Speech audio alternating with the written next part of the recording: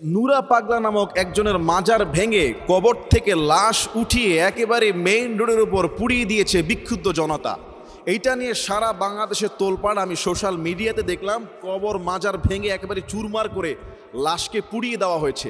এটার আসল কারণ কি আর রহস্য কি? অনেকে আমরা শুনে আটকে উঠছি লাশ পুড়িয়ে দেওয়া হয়েছে। আসলে উনি কে, উনার সম্পর্কে যে অভিযোগগুলো এসেছে এগুলি শুনে আমার মাথার মধ্যে আসমান ভেঙে পড়েছে। এই নুরা পাগলা তিনি নিজেকে ইমাম মাহাদি বলে দাবি করেছেন, নাউজুবিল্লাহ। 1980-র দশকে সে এলাকা থেকে একবার পালিয়ে চলে যায়, পরে কিভাবে দফা রফা করে আবার এলাকায় আসে এবং নিজেকে দাবি করেছেন ইমাম মাহাদি।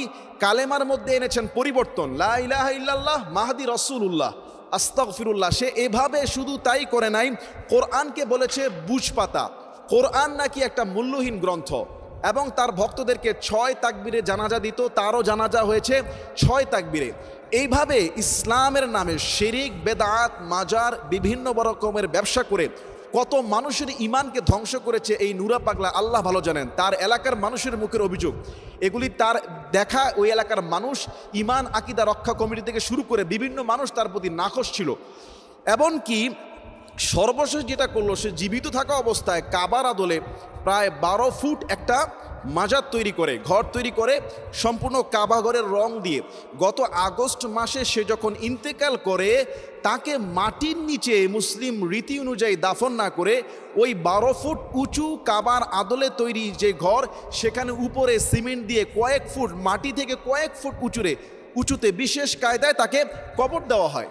আস্তাগফিরুল্লাহ। এইটা নিয়ে পুরো এলাকার মধ্যে মানুষের ভিতরে জনমানব ক্ষোভ জমে ওঠে। তারা মাজার কমিটিকে বারবার বলেছে যে কাবার মতো তৈরি করে কয়েক ফুট উঁচুতে কবর দিয়ে এটা কিসের ইঙ্গিত দিতে যাচ্ছে? তারা কি ইসলামকে তামাশা পেয়েছে? তারা মাজার কমিটিকে অনুরোধ করেছে তার কবরটা মাটির নিচে দেওয়ার জন্য। প্রশাসনের সঙ্গে কয়েক দফা রফা মিটিং করা হয়েছে।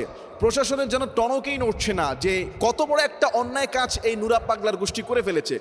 আরও যে জঘন্য অপরাধের সংবাদ আমরা পাচ্ছি, অভিযোগ আসতেছে, নুরা পাগলার যে ছেলে সে নাকি খ্রিস্ট ধর্মের অনুসারী, খ্রিস্ট ধর্মের দাওয়াত দেয়। আস্তাগফিরুল্লাহ। আসলে কেউ যদি ইমাম মাহাদি দাবি করে নিজেকে এবং কালেমায় পরিবর্তন আনে, আজানে পরিবর্তন আনে, আর কোরআনকে বলে বুঝ পাতা, মূল্যহীন গ্রন্থ, তার তো ইমানই থাকার কথা না। তার ইমান নাই, তার অনুসারীদের ইমান থাকবে না, তারা সম্পূর্ণ মুশরিক কাফের। তারপরও এলাকার মানুষ শ্রদ্ধাশীল হয়ে বলেছিল যে এই কবর যেন মাটির নিচে সরিয়া মতো রাখা হয়, কাবার ঘরের মতো কোনো আদল যেন তৈরি না করা হয়। সর্বশেষ প্রশাসনের সঙ্গে তারপরে মাজার কমিটির সঙ্গে কয়েক দফা মিটিং হয়, আলোচনা হয়, লাস্ট বৃহস্পতিবার পর্যন্ত আলটিমেটাম দেওয়া হয় এবং শুক্রবার বিক্ষোভ সমাবেশ এবং মার্চ ফর গোয়ালন্দের একটা ঘোষণা করা হয়।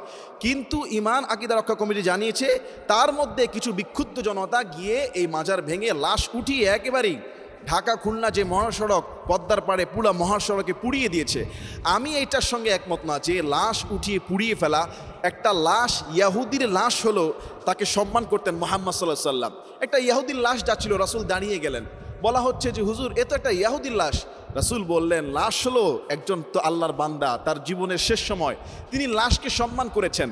এবং এই যে নুরা পাগলা, সে যত বড় নিকৃষ্ট লোক হোক, যত বড় ভণ্ড পাপী প্রতারক হোক না কেন, লাশটাকে না পুড়িয়ে যদি মাজারটা সমান করে দিয়ে হয়েছে, লাশটাকে মাটিতে দাফন করে দেওয়া হতো, তাহলে আমার মনে হয় এটা সুন্দর হতো। কিন্তু আমাদের দেশের মানুষের আসলে ধর্মীয় জ্ঞান থেকে ধর্মীয় আবেগ বেশি। যারা এই কাজটা করেছে বুঝলাম তারা তো আবেগে করেছে, জ্ঞান নাই। আর প্রশাসনে যারা বসে আছেন সেই এলাকার, আমি সরকারকে বলবো আগে আপনাদের বিচার করেন, প্রশাসনের বিচার করেন। তাদের সঙ্গে কয়েক দফা মিটিং করা হয়েছে, অভিযোগ জানানো হয়েছে এবং এটা সত্যি স্পর্শকাতর। এটা যে কোনো এলাকায় থাকলে এটা ঘটবেই। তাহলে প্রশাসনের টনক কেন আগেভাগে না নড়ে? তাদেরকে কেন বাধ্য করা হলো না যে লাশকে মাটির নিচে দাফন করো, নতুবা আমরা নিরাপত্তা দিতে পারবো না? তোমাদের এই কাবার আদলে এই ধরনের ভণ্ডামি বাংলাদেশে চলবে না। আসলে বাংলাদেশে মাজার পূজারি আর মাজার ব্যবসা এত বেড়েছে দিন দিন যে মাজার একটা পথেঘাতের একটা ফকির মরলেই মাজার হয়ে যায়।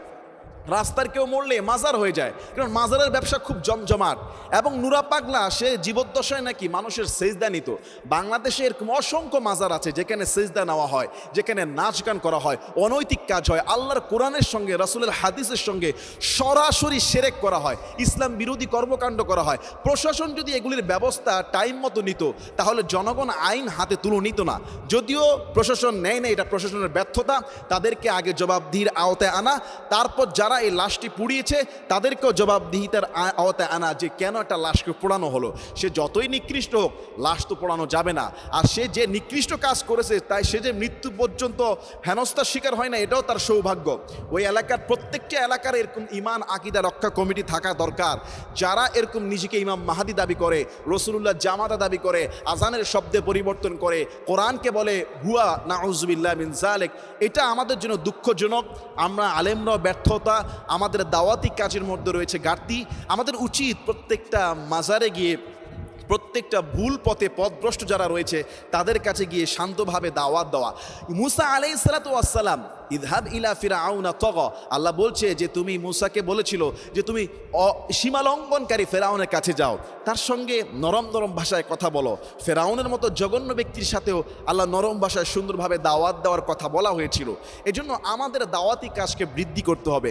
আমরা ভাঙচুরে যাওয়ার আগে দাওয়াতি কাজকে এমনভাবে করতে হবে যাতে করে ওই কাবার আদলে ঘর বানানোর পর্যন্ত পৌঁছাতে না পারে। আজকে আমাদেরও দুর্বলতা রয়েছে, প্রশাসনের দুর্বলতা রয়েছে, যেখানে এই সমস্ত ভণ্ডামি চলে এগুলি বন্ধ করে দেওয়া উচিত। আল্লাহ আমাদের সবাইকে হেদায়েত দান করুন। দেশের প্রাথমিক শিক্ষা কেন্দ্রে, বিদ্যালয়গুলোতে গানের শিক্ষক নিয়োগ দেওয়ার সিদ্ধান্ত নিয়েছে সরকার। প্রত্যেকটা বিদ্যালয়ে স্পেশাল করে এক একজন গানের শিক্ষক থাকবে। লক্ষ লক্ষ বিদ্যালয়ে কোটি কোটি কোমলমতি শিক্ষার্থীদেরকে ছোটকাল থেকে গান বাজনা নাচনীতে তাদেরকে ট্রেনিং দেওয়া হবে। এটাই হলো আমাদের বাংলাদেশের সরকারের আগামীর উন্নয়নের সিদ্ধান্ত। আমি আশ্চর্য হয়ে যাই, যেখানে কোমলমতি ছোট্ট ছোট বাচ্চাদেরকে কোরআন এবং ইসলামী নীতি নৈতিকতা শিক্ষা দেওয়ার জন্য স্পেশাল ধর্মীয় শিক্ষক নিয়োগ দেওয়ার কথা ছিল, এবং এমনটা আমরা শুনেওছিলাম ধর্ম উপদেষ্টার মাধ্যমে যে প্রত্যেক শিক্ষা প্রতিষ্ঠানে প্রত্যেক ক্লাসের জন্য আলাদা করে স্পেশাল আলেম নিয়োগ দেওয়া হবে। সেখানে কোমলমতি শিক্ষার্থীদেরকে গান শিক্ষা দেওয়ার জন্য, ওই রবীন্দ্রনাথের সারে গামা পাদা এগুলি শেখানোর জন্য, তারা শিক্ষার্থীদের মূল বিকাশকে ছোটকাল থেকে এই অন্তরকে নোংরা করে দেওয়ার জন্য, কাদের খুশির জন্য এই সিদ্ধান্ত? যেখানে বাংলাদেশের মানুষ ইসলাম প্রিয়, ইসলামী সংস্কৃতিতে এদেশের মানুষ বড় হচ্ছে, 90% উপরে মুসলমান ইসলাম ধর্মের অনুসারী, যেখানে কোরআন হাদিসের বিশুদ্ধ শিক্ষা দিয়ে কোমলমতি শিক্ষার্থীদের হৃদয়কে পরিষ্কার করার কথা ছিল, সেখানে দেওয়া হচ্ছে গানের শিক্ষকের নিয়ম। আস্তাগফিরুল্লাহ। এদেশে ভূমিকম্প হবে না তো কোথায় হবে? এদেশে বন্যা হবে তো না কোথায় হবে? এদেশে ফসল আবাদির দাম বাড়বে না তো কোথায় হবে? আল্লাহ পাক রব্বুল আলামিন কোরআনে কি বলেছেন? ওয়া তাআওয়ানু আলাল বিররি ওয়াত তাকওয়া ওয়া লা তাআওয়ানু আলাল ইসমি ওয়াল উদওয়ান। তোমরা ভালো কাজে সহযোগিতা করো, কল্যাণ কাজের পরস্পর সহযোগী হও। ওয়া তাআওয়ানু আলাল ইসমি ওয়াল উদওয়ান, অন্যায় কাজে পাপ কাজে সহযোগিতা করো না। আল্লাহ বলেছেন যারা এই সিদ্ধান্ত আপনারা নিয়েছেন যে গানের শিক্ষক নিয়োগ করবেন, গানের শিক্ষক দিয়ে শিক্ষার্থীদের মস্তিষ্ক ধ্বংস করবেন, আপনাদের জন্য কোরআনের সেই আয়াত সূরা নূর থেকে, ইন্নাল্লাযীনা يحبون أن تشيع الفاحشة في الذين آمنوا لهم عذاب أليم في الدنيا والآخرة।